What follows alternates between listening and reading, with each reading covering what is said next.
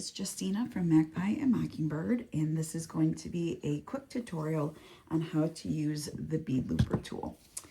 So the purpose of the Bead Looper tool is to wire wrap your beads. So you can see these cute beads right here.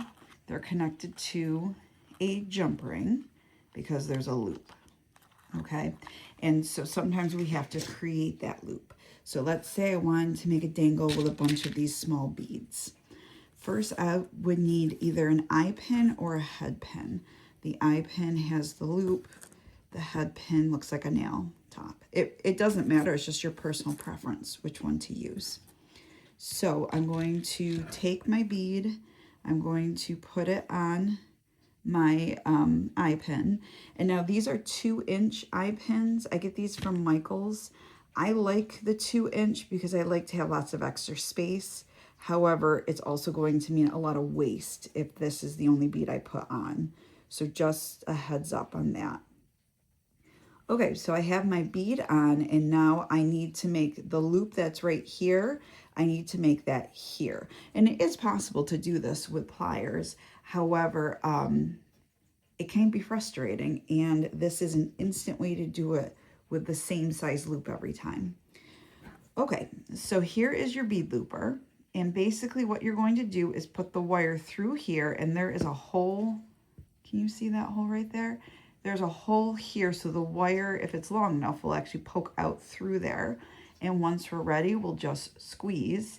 And what it does is it creates a loop and it cuts the wire for us, all in one squeeze. Okay, so what I recommend doing is keeping the bead as close to the eye pin as possible. So I like to hold it down as much as possible. All right, and now I'm going to go in between all these pieces. Can you see what I'm doing here? I'm going in between this silver and this black, and I'm going in between these two black pieces, and I'm going through the hole, and I'm going all the way down. Okay, and I'm getting it as close to the bead as possible. So this is actually up against the bead. And then all I'm going to do is squeeze. All right, and so it cuts off this extra.